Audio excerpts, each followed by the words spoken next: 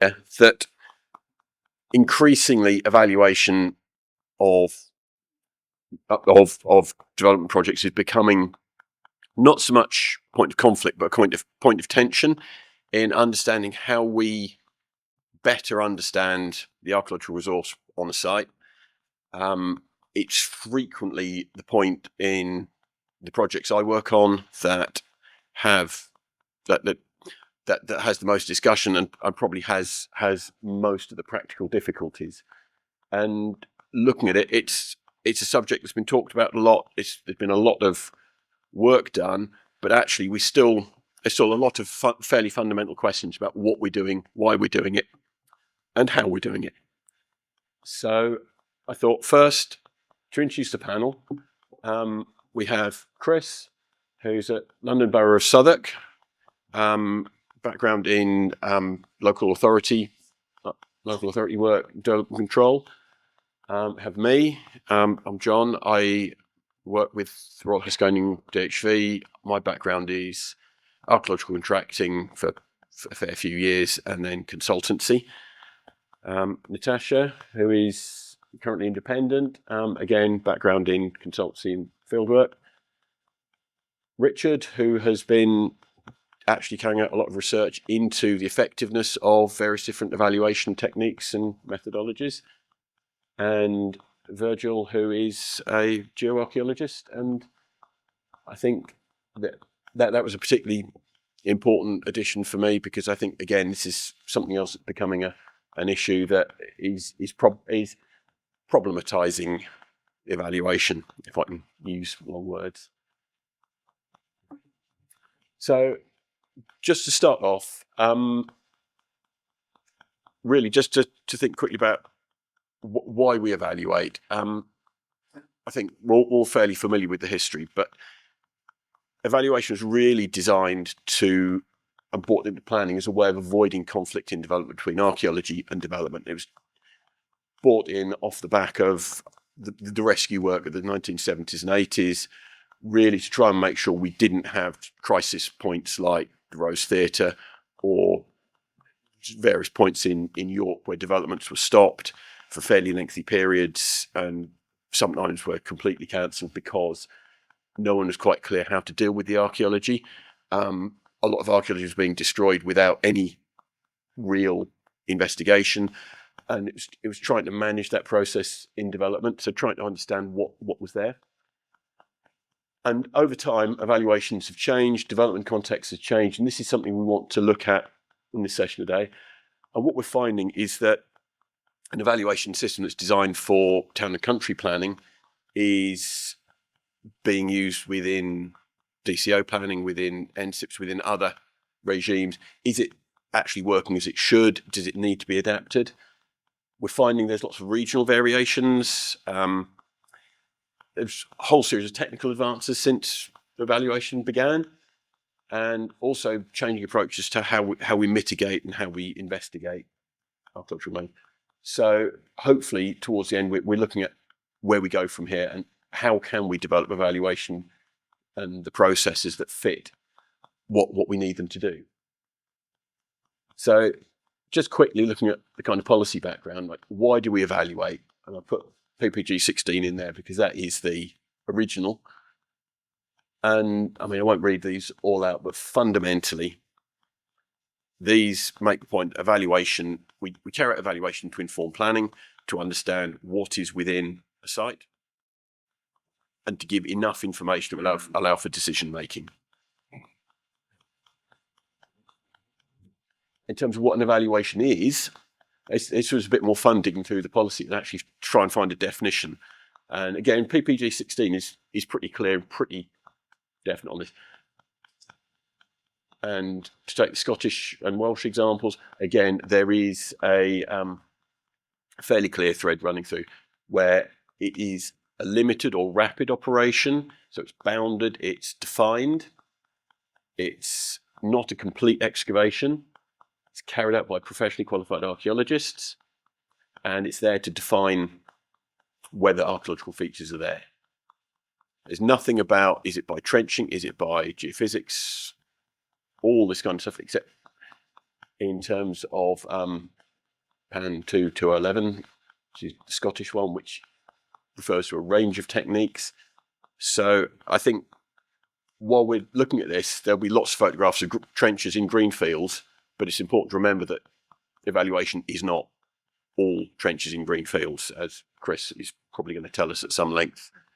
And it's not necessarily even just trenches. So these are things that we will be thinking about.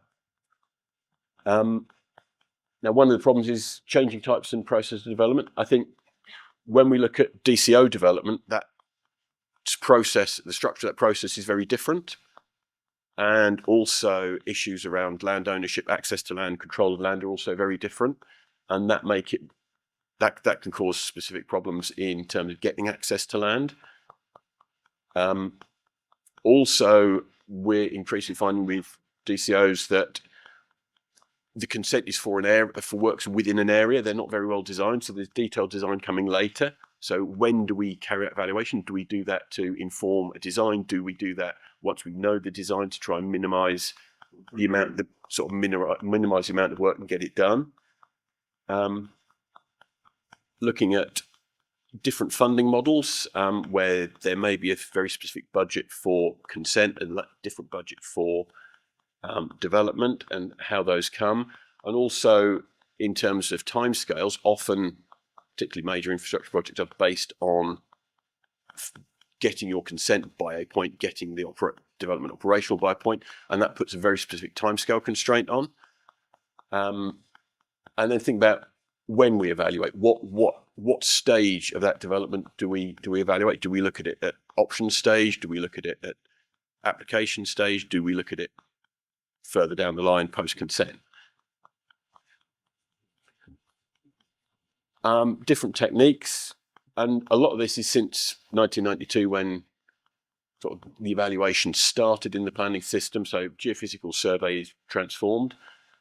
We have access to LiDAR and remote sensing data, which we never had before. Geoarchaeology is developed as a discipline, and that can give us information about site characterization, again with historic landscape characterization and understanding types of site we might see, and understanding things on landscape scale, and also looking at advances in archaeological science like geochemistry, various advances in scientific dating and OSL, which can now be done much more quickly, and trying to think how these techniques might influence how we evaluate sites.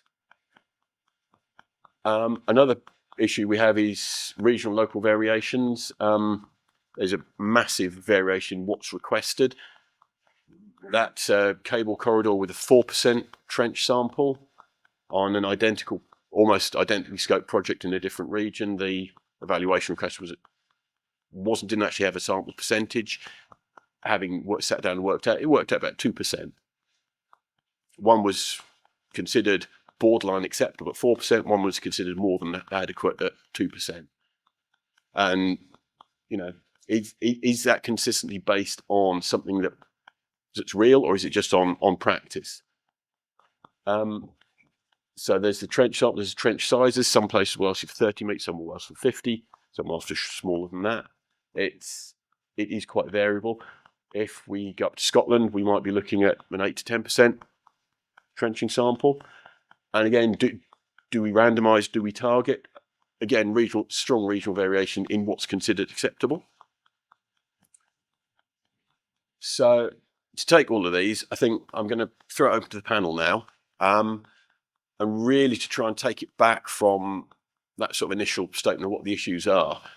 Try and think, well, what we're actually trying to achieve. What does make a good evaluation? So I think if I start this with Chris, to put you on the spot a little bit, what is a good evaluation? What does it look like? Well, it's lovely. It does kind of depend. So as John said, I work for the London Borough of Southwark. So it's about 5 miles wide, 8 miles north-south from London Bridge down to Dulwich. We have no greenfield archaeology, unless someone decides to demolish one of our lovely parks and start building across it. They're the only greenfield sites we have, and I think the lovely general public would come to the council headquarters and burn us out if we tried to do that. So everything is a previously developed site, and most sites have been developed since the time you think of interesting archaeology several times. I've had 4 sites in the last 3 years where the same archaeologist has worked on 2 of them twice. So in many cases, there's been previous archaeological work within the site, or there's been previous archaeological work immediately adjacent to the site. For much of the north of the borough, where most of the interesting stuff is, and interesting with figures being waved in the air, in Southern terms, and most essential London terms, is generally Roman, despite how boring we think they are. So, what are we trying to achieve? What makes a good evaluation? Okay, so my role as a local authority archaeological advisor is effectively to say an application meets archaeology policy or doesn't meet archaeology policy. And I comment on that, of course, been supplied with an application and hand that over to a planning officer who then undertakes a balancing exercise. And in Southern terms, that's counting how much affordable or social rented housing is provided with an application and say these are overwhelming reasons to approve this application. So the secondary objective, which hides at the back of my mind, is not to end up having to defend an indefensible application at the High Court if some of our Stropia residents decide to oppose it. But, as I said, most of the borough, pretty well all the development sites have previously been developed. It is very rare we get an application in for a building that is not in some form of use. So, for example, there's an application that should be winging its way in for redeveloping part of London South Bank University. The building's still being used for teaching, so theoretically we could bang some holes in the holidays, but they have conferences. There's not really any opportunity to get any archaeological work done there, despite the presence of a pretty convincing Roman road and probably a Roman burial ground.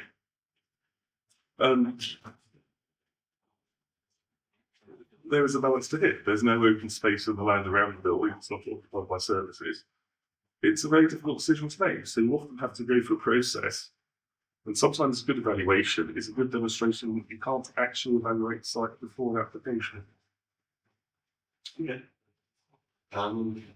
Natasha, have you got any On the right. thoughts on what we're trying to achieve? Yeah, so just a little bit of background. I think the reason I'm sitting here today is because I was under the research project to see for Historic England on what all of you fundamentally think archaeological evaluation is and how we should take it forward, called eVals1. If anybody wants to take a look, hasn't seen it before, the report is on the CEVO website if you want to see what was in there. I think, notwithstanding what Chris has said, sort of boiling down to its fundamentals, evaluation is a decision-making tool. And that it has to help you formulate whatever strategy that is, whether that's the planning strategy, the archaeological strategy for taking things forward, or indeed the client's strategy for how they're going to develop their site. And we need to look at whether a successful evaluation, fundamentally, you need to just decide whether it has allowed you to answer questions that you needed answered to take everything forward, as well as submitting a planning application, probably.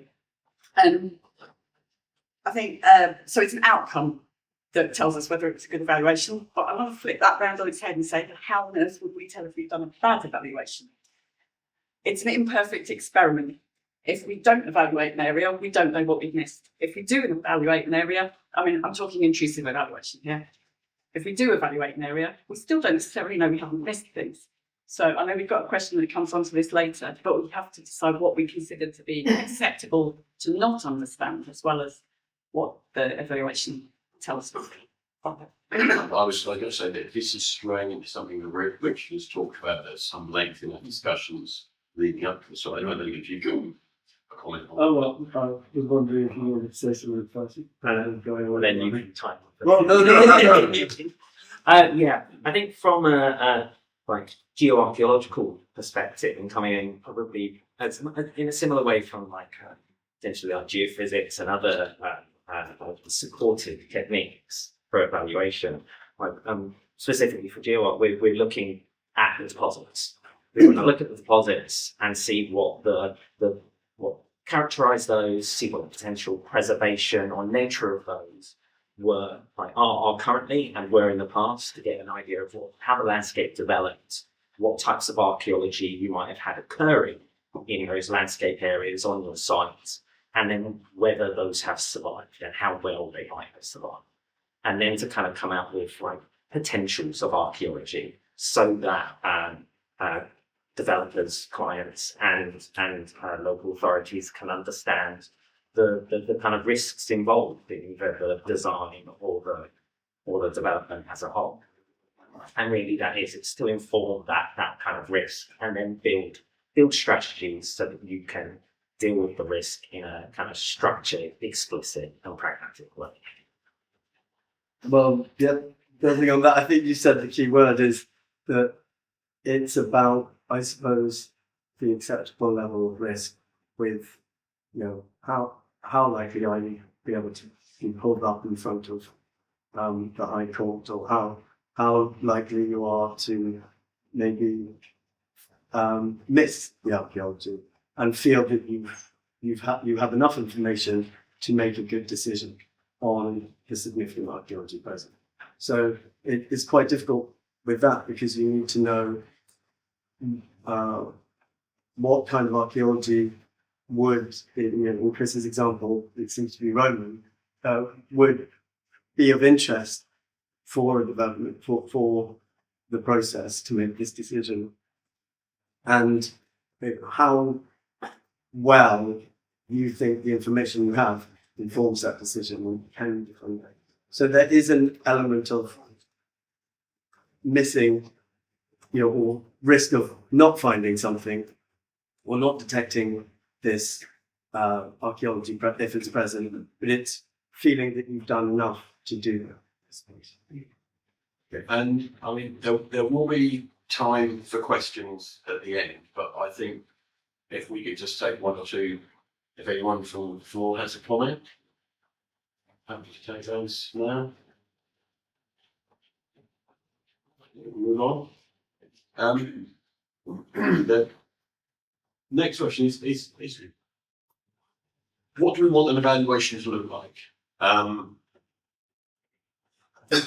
think you can take that as you will in the photograph.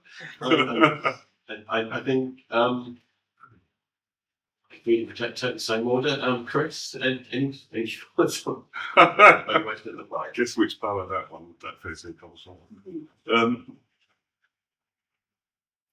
The blunt answer is, of course, it depends. Ideally, you want something that's going to potentially answer the question at the site.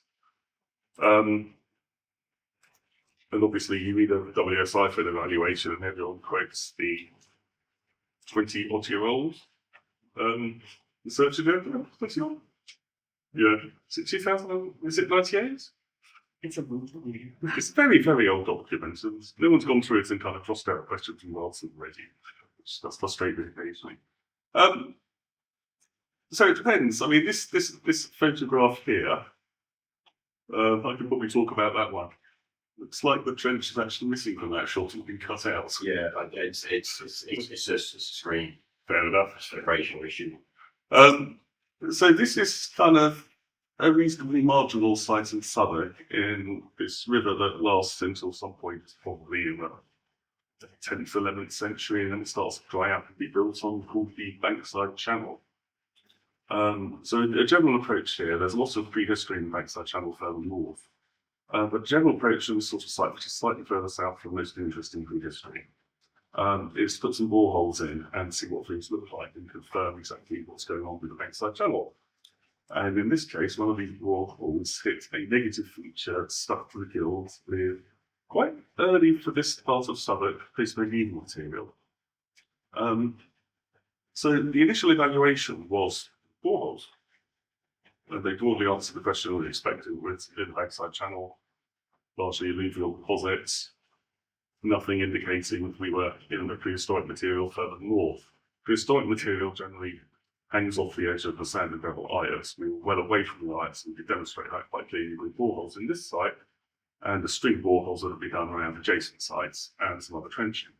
So in that sense, the evaluation should have been quite swift. And then it annoyingly hits this patch of quite early post-medieval material. So we came back with machines to do trenching to establish this, and managed to entirely miss the post-medieval material that showed up in the borehole. So sometimes these things are very unsatisfactory. But what this photo does show, even though the trench has been cut out at the site, in most of North Southwark, you've effectively got a metre of destroyed modern material before you get down to the archaeology. So there's quite a lot of developments that aren't going to hit much of significance if the scheme and the design is managed very properly by developers. Due to the size of sites, the land value, and the scale of buildings that go up to these sites, theoretically, you could manage a lot of archaeology with a foundation design scheme.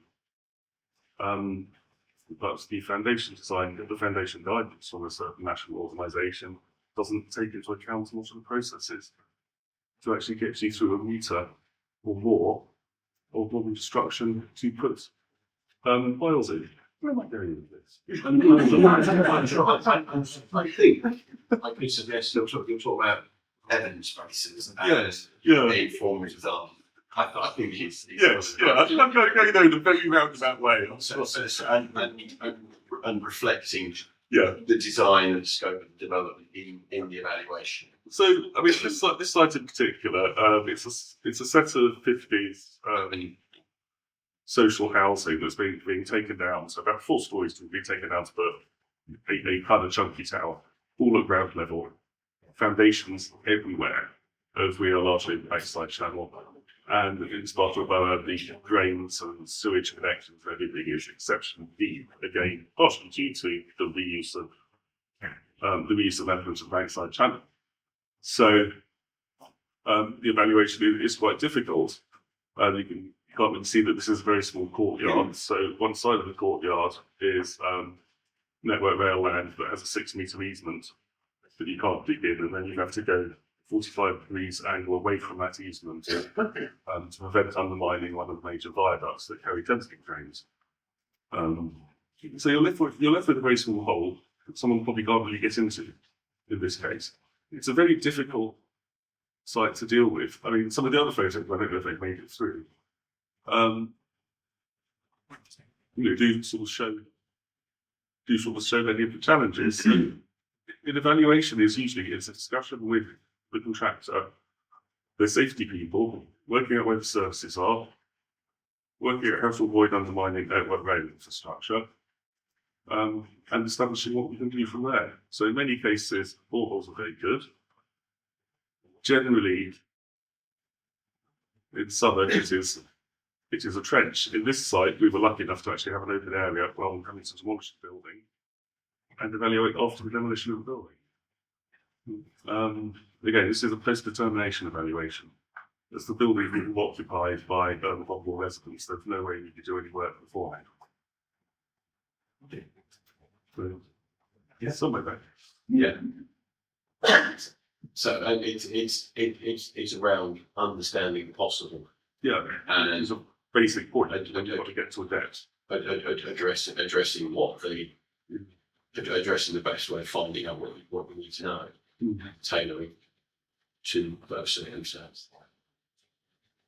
Sasha? Yeah, I'm sure this is something that Richard will also cover, but one of the key things that we discussed when we put together the evaluation project was exactly this, and particularly when we're talking about regional expectations and period-based expectations of what evaluations should both achieve and look like. And I think the only conclusion we came to was that nobody agrees. But there are lots of kind of common themes within that, and of previous studies of percentages of trenching and so on, showing that certain techniques are more likely to favour different periods or different types of feature. I'm sure we can talk a bit more about that. I think one of the other key things that we established was that perhaps we've strayed into having, in contrast to what Chris is saying, but perhaps a little bit too much of a kind of tunnel vision about, maybe that's the wrong phrase to use, about what evaluation should look like. And intrusive evaluation in big strip trenches in the field has kind of become an interchangeable term. And obviously all of these other techniques and non-intrusive techniques and really good non-intrusive desk-based research before everything is incredibly important and sometimes possibly going to give you more information than actually digging scattered holes in the ground. Which there's not a flattering explanation for evaluation. We know there's a lot of regional variation in how evaluation techniques are applied. And I think in what people want to achieve with those evaluations regionally, and in some areas that's very much driven by data that's been collected over a long period. You know, some counting, some geology, some geophysics isn't going to work so well, as Chris is saying. There are some techniques that are just not going to work in urban areas. So we can't be too prescriptive about this. And I think actually, as a profession, as a group, I think we probably came to the conclusion at the end of the project that we needed to be a little bit more open-minded, but also to learn from each other, learn from different areas, different successes, if we find what that is, open things up to doing things slightly differently and not just relying on kind of repeating the same experiment over and over again without having a chance to evaluate those results and make sure it's actually achieving what we're setting out to do. Of course, we have to agree what we're setting out to do first to do that. But yeah, I think like building on that, yeah, it's like a range of techniques, like where they're appropriate, getting that range of techniques in there. I think if you're looking, like, especially if you're looking for shallow or deep deposits or archaeology, like different approaches are going to pay dividends there. I think, as we talked about, like it doesn't have to be one phase. It doesn't all have to be predetermination. As long as you've got the framework to actually work through and you set it out explicitly, that could be an acceptable evaluation, I think, in my mind. But I think quite a lot of it, and maybe we're talking about different types of science as well, different types of techniques coming in. Maybe like we're frequently getting a lot more kind of like long corridors of development, whether it's for pipelines or for connections for offshore wind and things like that. And again, not always sure about what they're going to do within that long corridor or where they're going to actually put their impacts in that long corridor. And it's the appropriateness of the techniques that you're using there to try and inform you and give you a better strategy. So using geophysics to look for features, using geoarchaeology to actually look at some of the shallow or deep deposits in the newer sites and then work out where you might, if you're then going to do trenches, where they might be best placed, rather than just doing kind of blanket 3%, 4% or something. But I think it really comes down to as well that kind of idea of like the outputs at the end of it, because you can do a great evaluation on site, but if you don't produce an informative report that everyone can use, or that the data isn't accessible from your evaluation, then when someone comes back 10, 20 years later to do work next door or on that particular site, can they reuse your information? And so a good evaluation isn't just what we do on the ground, it's afterwards as well. Yeah, I can't. So just to give you all a bit of my background, I worked as a field archaeologist, and then I did a PhD looking at GIS simulations of different evaluation trenching layouts, laying trenching layouts over known excavations. And so I'm not so well versed on the dissemination stage afterwards or in this process, but I think what we seem to be talking about is we have these different techniques and they are incredibly useful. But if, as Chris said at the beginning, there's a kind of expectation that there's a certain way of doing things, and that if the locals of Southwark don't like, you're effectively placating the locals of Southwark, you might not be able to do geophysics in the area, even if it does work, because people might be covering themselves. And so it's actually about verbalizing what techniques work where and why they're happening. Because from my work, if you trench more, you're likely to find much more. But do you want to find more at the evaluation stage? How much do you want to find at the evaluation stage? How many features do you need to identify before you think that a mitigation needs to happen?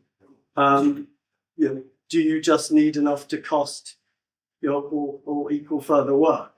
So I think it's about, because it might be that if you just have, you could do a geophysical survey, and if there's confidence in the geophysical survey in that area, that might be enough to inform where the development happens or the impact happens, if it happens at the right stage and with perhaps some trenching in the area of the unknown.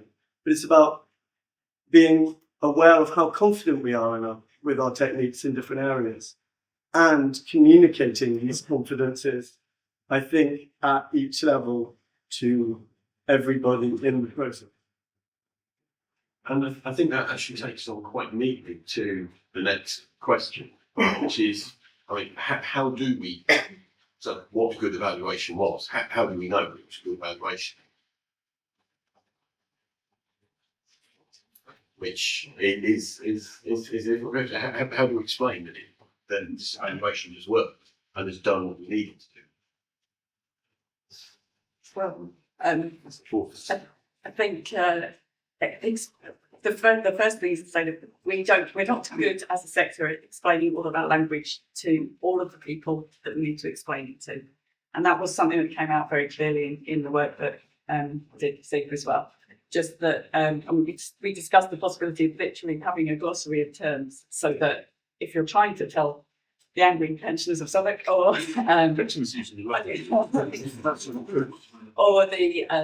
or your client, or perhaps more importantly, if they're the people who are actually ultimately paying for this work and they're the reasons going ahead, then how do you explain those techniques? There's a lack of understanding as to what all of these terms mean, so we need to get that right first. And then again, I'll come back to this thing: how do we work out that a bad evaluation has happened? Is it because the costs have spiraled in client? Is it because we missed the archaeology? Is it some other reason? So I think it's equally important to be able to explain why the evaluation that's required contingency and then a little bit of extra work wasn't a bad evaluation, because for the client it might have been. And that actually it's going to achieve the ultimate goal better. And that comes from explaining the whole process, unfortunately, from better from start to finish. So I think there is that idea of like the audience, as you were saying, like the audience, and a lot of times like we're only really producing a single document to kind of present the results of something we're doing. And generally that document has to serve multiple audiences, and that can be extremely difficult. And then even just if you produce that document, how that document is then taken like by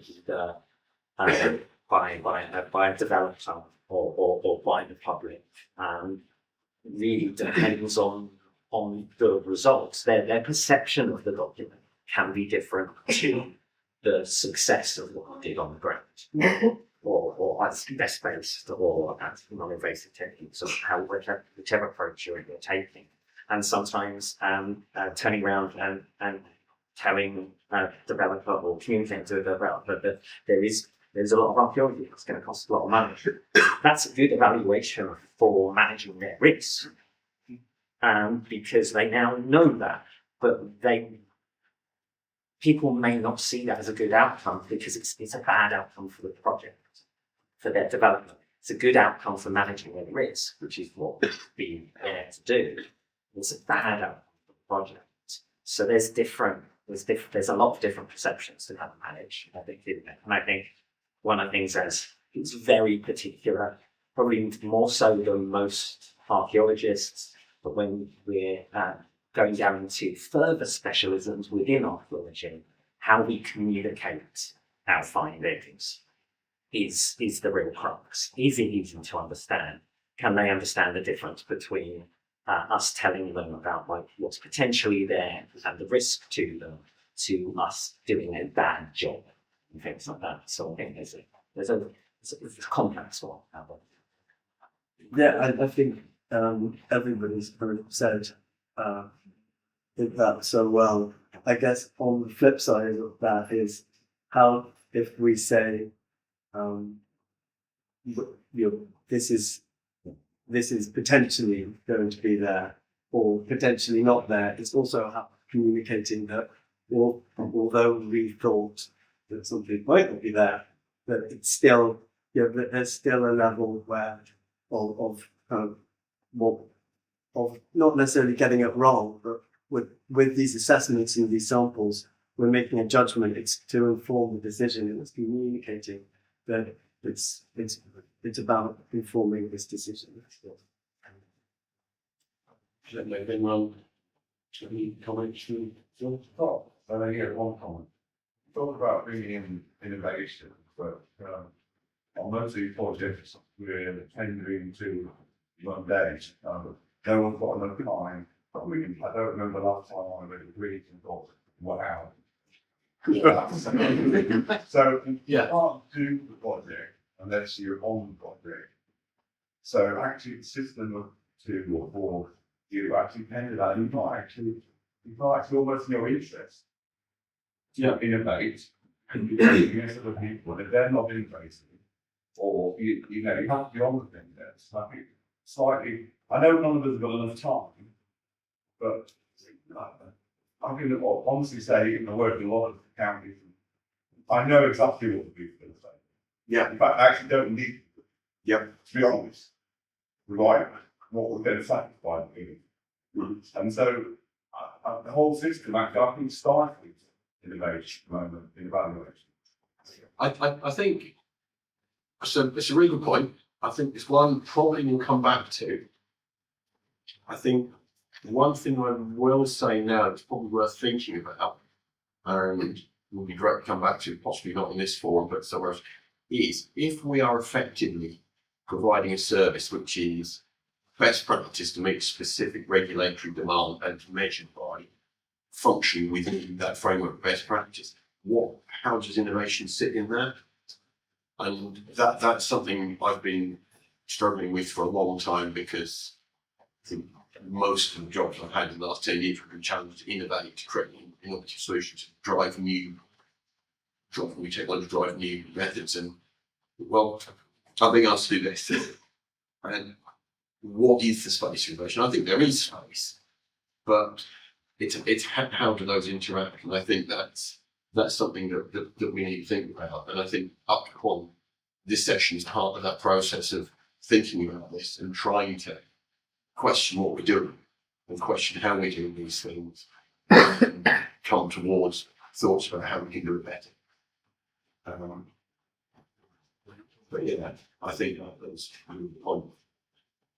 I think the point about time is very important. Not just time as in everybody's under resourced. A lot of people are under resourced, as in the local authorities and so on. But also the time to innovate isn't just the time in writing the brief and putting the tender in it. It's the window of opportunity that you've actually got to then implement that on the ground. Yeah.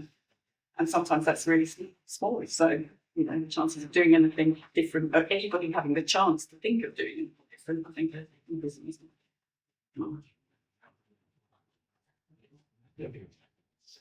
And the next question is this is something we talked about earlier. Is this not known? It's the difference that I've seen coming through in briefs and specifications and processes of investigation over several years. It's this movement from we need to know what's here to we need to be certain we haven't missed anything. And that has been a very distinct, very gradual move. And I think the question is, at some point, we need to stop and we need to say, well, we know enough. And I suppose, what is that point? What is an acceptable risk? And how low do we need to be, how certain do we need to be that we're not going to damage something that we've not been through? I Yeah. think I think very subjective. Yeah. In the National Planning Policy Framework, there's a talk of significant archaeology and not doing harm to significant archaeology, and that also means undesignated and designated alike. And we know from previous study that the more information we have on archaeology, the more likely it is to become significant. We give it significance. So actually finding more about it is likely to make something significant.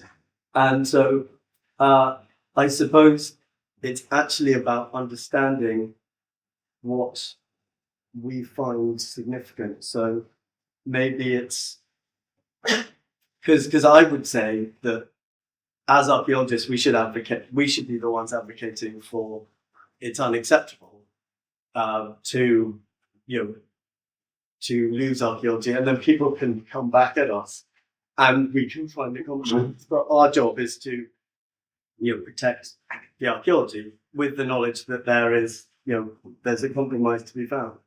But for us to do that, and I think there's a lot of disagreement in that. You could say, actually, we don't need to have certain periods, and maybe some periods are less interesting than others. And I think that's very fair and probably should happen.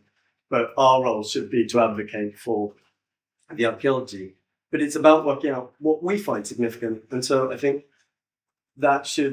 we should explore regional frameworks and these areas and give them more strength, because then we can have a justification about what needs to stay and perhaps what we could find acceptable to.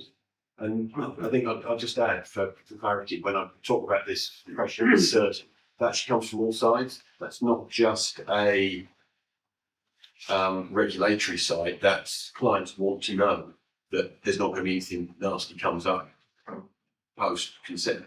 Particularly planning lawyers want you to be very certain that you have done enough and be very clear about that.